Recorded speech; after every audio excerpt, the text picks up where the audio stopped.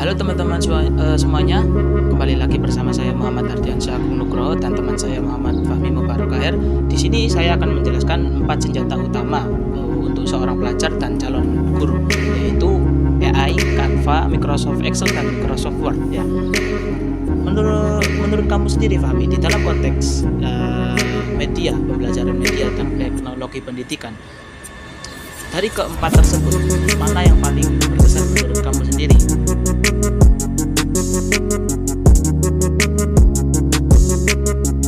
Kalau dari aku sendiri sih, jujur inovasi. Karena dulu saya gak punya bakat seni sekaligus, tapi pas dapat tugas poster, saya mempunyai ide dari Canva untuk menjadi desainer dalam semalam, kalau menurut saya. Nah, kalau menurut Anda sendiri bagaimana?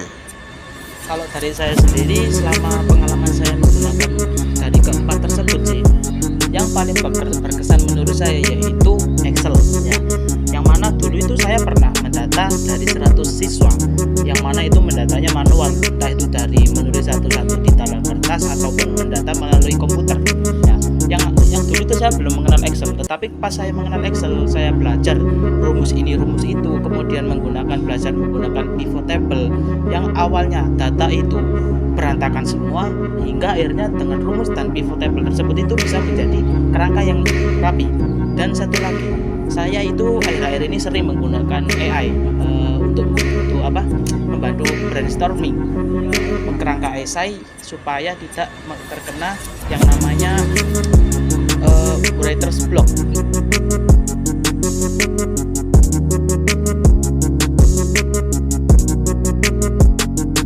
Tapi kamu merasa nggak kalau AI itu kayak pedang bermata dua? Dampak positifnya emang bikin gila. Dia bisa merangkum teori sulit jadi bahan atau bahasa yang gampang. Tapi dampak negatifnya, pemahaman kita bisa menjadi dangkal. Kalau cuma kita copy paste ke Word, bisa menjadi tidak kritis.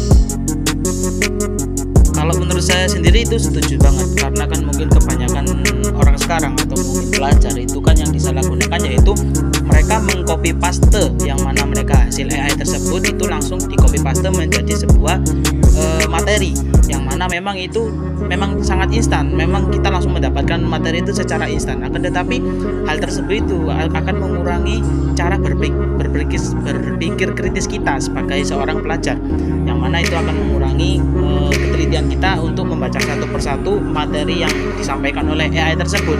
Makanya itu adalah sisi negatif yang ditimbulkan oleh AI. Adapun untuk Excel sendiri itu adalah memiliki sisi positif, yang mana itu melatih berpikir logika kita, yang mana kita mengandalkan rumus dan tabel, yang mana sehingga semisal kita salah dalam memasukkan rumus tersebut, maka hasil yang kita hasilkan dari penghitungan angka ataupun rumus tersebut itu akan fatal salahnya. Maka itu dibutuhkan ketelitian juga untuk menggunakan Excel ini.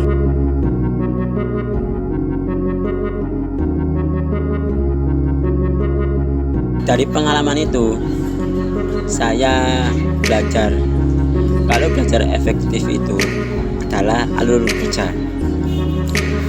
Microsoft Word itu tempat kita mendalami substansi teks, sementara Canva itu alat buat komunikasi. Kita harus tahu kapan pakai alat yang tepat buat waktu yang tepat juga. Setuju sih, kita tidak bisa untuk menjadikan keempat senjata tersebut itu menggantikan posisi kita semua.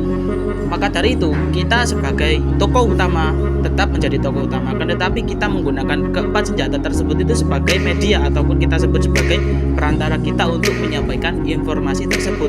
Semisalnya contoh, kita mengambil data itu dari Excel, kemudian kita olah narasinya, keterangannya itu melalui Microsoft Word, kemudian kita presentasikan kepada audiens ataupun siswa kita nanti itu menggunakan aplikasi Canva, yang mana Canva itu kan terdiri banyak template yang menarik untuk kita supaya kita presentasikan.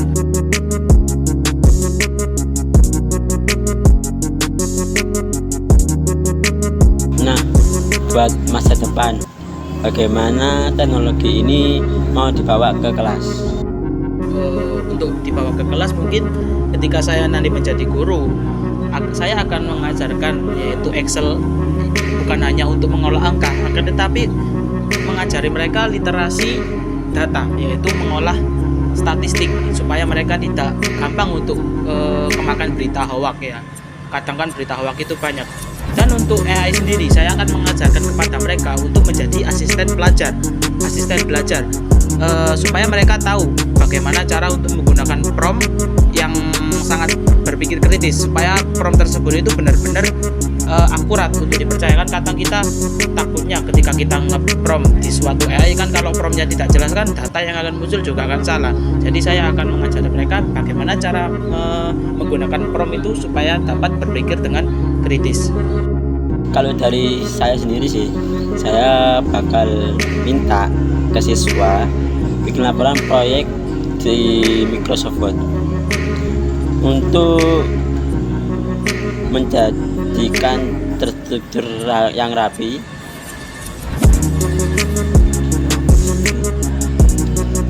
tapi hasilnya yang tidak sia-sia gitu loh.